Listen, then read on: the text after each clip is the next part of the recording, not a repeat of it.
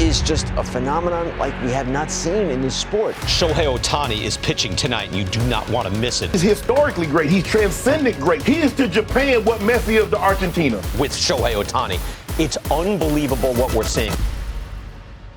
Right from the moment his father taught him how to hold a bat, Ohtani has been on the path of greatness.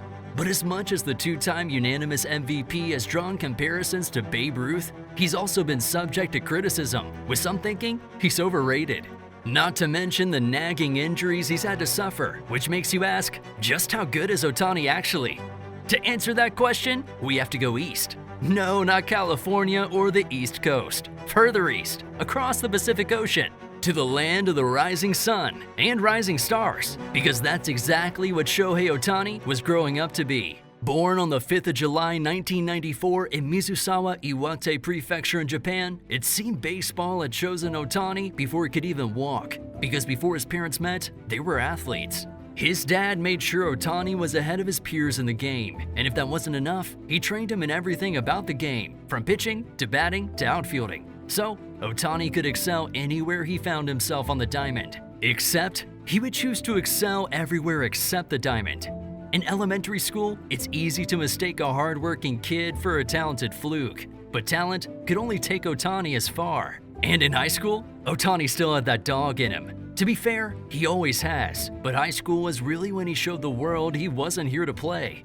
Attending Hanamaki Higashi High School, he played for them at the Summer Koshien. No, it's not an anime tournament. It's more like the Japanese version of the NCAA March Madness. At Hanamaki, Ohtani, along with future MLB pitcher Yusei Kikuchi, took their school to the finals of the '09 Spring National High School Baseball Invitational. But more impressively was the fact that as a 15-year-old, he was pitching fastballs at speeds over 93 miles an hour, or 157 kilometers an hour. This is a kid who's just entering puberty, and he's already pitching way above high school baseball players in the US and even college athletes. This teenager from Oshu City was already an anime-level OP.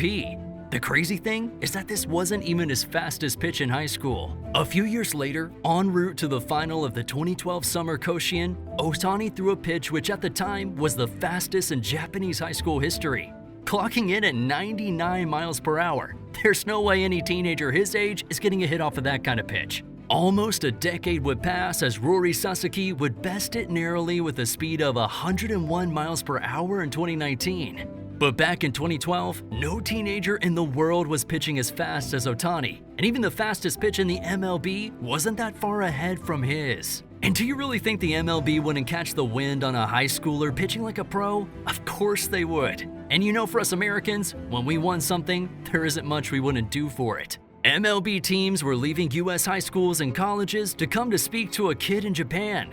The Red Sox and Dodgers were hot on Ohtani's tail, trying to lure him to America. This is what he wanted, to join the MLB as a teenager. He prophesied this for himself when he started high school. He even went as far as telling Japanese teams not to draft him. I know it sounds cocky and arrogant, but hey, this is a kid pitching like he's in the big leagues already. It's not arrogance, he just knew his worth. But his greatest desire would have been his greatest demise. In a twist of events, the Hokkaido Nippon Ham Fighters drafted him first overall in the 2012 MPB drafts. Wait, wasn't he scheduled to join the MLB straight out of high school? Yes, but this Japanese team has a reputation for going against the grain, and they were willing to do what no one else was, and that's play Ohtani to his strength. Coming out of high school, Ohtani was an incredible pitcher, no doubt, but he was also an above-average batter.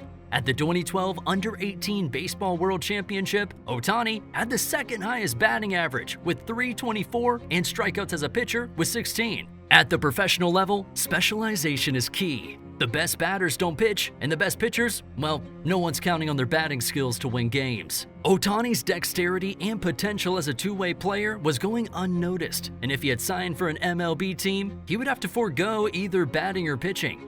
But with the Nippon Ham Fighters, they were willing to take the risk and let him do pitch and bat and develop his skills at both. Even though they weren't entirely convinced that he was that good, you can't blame him, because the last time a player was successful as both a pitcher and batter, the TV wasn't invented yet.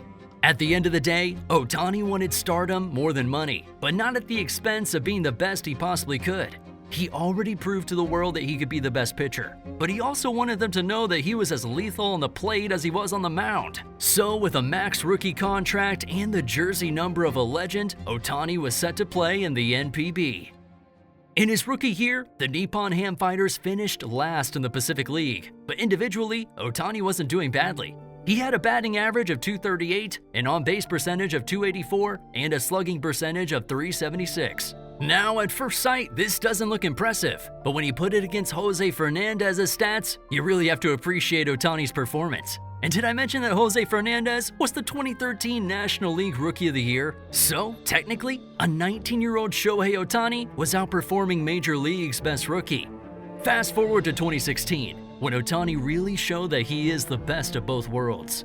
He batted .322 and hit 22 home runs, while recording 174 strikeouts and a shutout. But not only did he have more strikeouts than anyone in the minor league that same year, he also won the Pacific League MVP and took the Nippon Ham Fighters to the Japan Series, which they won. 勝負に行った一・二塁間破った二塁ランナー西川がホームに帰ってきた大谷が決めた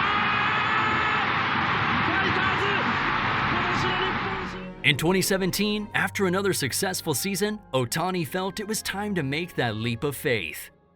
At just 23 years of age, he was only eligible for a minor league level contract. So despite teams like the Yankees, Twins, Pirates, and Marlins ready to make the move, Ohtani chose the Angels because he felt he could get the most out of playing in LA. Ladies and gentlemen, please welcome to the podium the newest member of the Angels organization, number 17, Shohei Ohtani.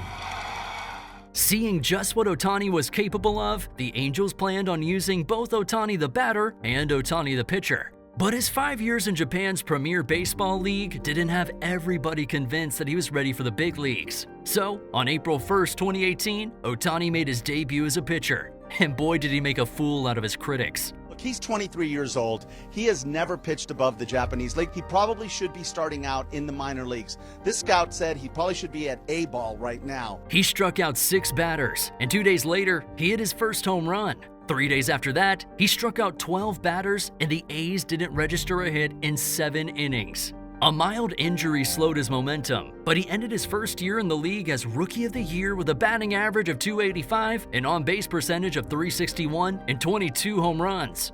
2019 and 2020 are 2 years that Ohtani would love to bury in the past. His Tommy John surgery in late 2018 meant he wouldn't pitch in the 2019 season. He made his return as a batter in May after his surgery and made history by being the first Japanese player to hit for the cycle a month later. But after 106 games, he needed surgery for his knee, not the sophomore season Ohtani was hoping for. I mean, rock bottom best describes where Ohtani was. Surely it couldn't get worse, right? Right? Thanks to COVID, the start of the season was delayed, but this meant Ohtani would miss fewer games recovering. On July 26th, he pitched again for the first time in over a year against the Oakland Athletics, but it wasn't the return he hoped for. He recorded a loss, an infinite ERA, and allowed 5 runs. Had this unicorn lost its horn?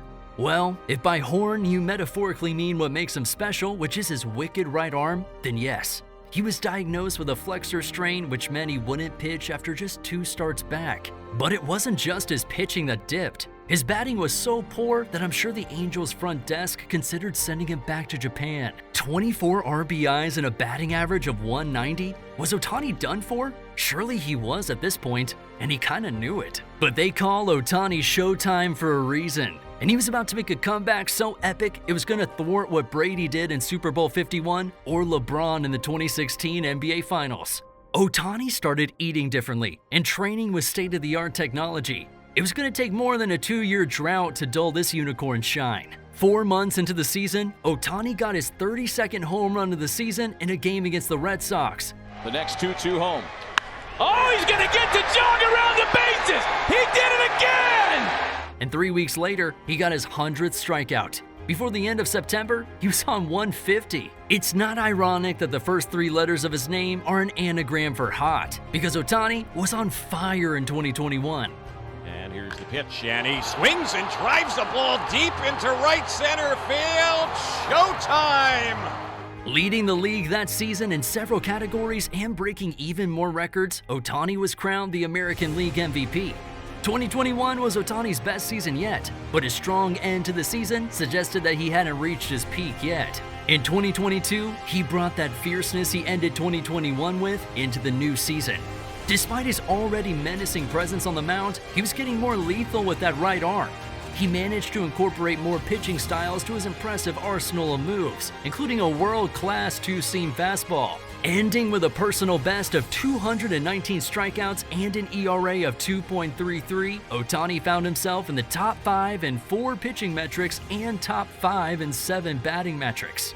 But it still wasn't enough to keep his MVP crown as it went to Aaron Judge. Ohtani may have missed out on his second American League MVP title, but he was ready to make sure that didn't happen again. He had a strong start to the 2023 campaign, leading the MLB in homers, RBIs, and total bases by June. The 6th inning. There's a drive. Shohei Ohtani gets the Angels on the board with his 30th home run. He had his first shutout game against the Detroit Tigers and his second grand slam as well that season. You could say that things were going great for him. Maybe a little too great. Because in an August game against the Cincinnati Reds, he had to come off, and medical reports showed he had a UCL tear which ended his season. Despite this, he still led the league in 5 batting stats and clinched the AL batting title. This was enough for a second unanimous MVP title, something no player had ever done before. The only thing missing was a World Series title, and it was doing him no good not having one. With 2 Silver Sluggers, 4 MVP titles across 2 leagues, a World Baseball Classic, and many more awards, how does Ohtani not have a World Series yet? Well, there's no I in team, or in baseball, and to be honest, the Angels have just been a disappointing team, and it's definitely not Ohtani's fault that they sucked. Ladies and gentlemen, Ohtani is batting and pitching better than the best players of champion teams. If we're being honest, the universe owes him at least 2 rings. So, the problem wasn't how he played, but where he played. This man has never played in the postseason. They haven't been to the postseason in 8 years. So, when his contract with the Angels ended, plenty of teams were ready to throw duffels full of cash Ohtani's way. So much so that the Angels knew they couldn't match any offer Ohtani would get, so they had made peace with parting ways with him. His 10-year, $700 million contract was the biggest contract in sports history, and a couple of teams were ready to pay that much. But Ohtani cares about one thing only: winning. And the Dodgers look like the best team for that. He's so fixated on winning that he's been willing to defer over 97% of his salary till after retirement, just so the Dodgers could afford to sign more players, bolster the squad, and increase their chances of winning a World Series. But is Ohtani worth that much? I mean, $700 million is a lot for a player who's never even made the playoffs. When A-Rod signed a then record contract of $275 million for 10 years, he won the World Series in 2009. When Corey Seager sealed the deal for a 10-year, $325 million contract in 2021, he was part of the team that brought the Rangers their first World Series title. If the money is anything to go by, Ohtani is under more pressure and scrutiny than any player in the MLB. He's constantly compared to Babe Ruth. Heck, he has Ruth sweating in baseball heaven with the records he's touching that no one thought anyone could. But one record he might never touch is Babe Ruth's 7 rings. So, even if Ohtani wins 1 ring, it would be a remarkable feat.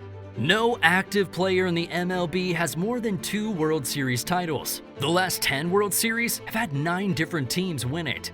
The odds aren't looking good for the superstar. But it's not just the statistics that are against Ohtani. His body might be his biggest drawback. Matt Harvey, Trevor Rosenthal, and Michael Fulmer are all right-handed pitchers. They've all suffered injuries which required Tommy Johns, and they've all been worse after making a return. Guess who else is right-handed and has had multiple arm surgeries? Ohtani's 2023 elbow surgery means he won't pitch for the whole of the 2024 season. The Dodgers will only have half of Ohtani playing for them, and he couldn't even take the Angels to the playoffs when he was pitching and batting.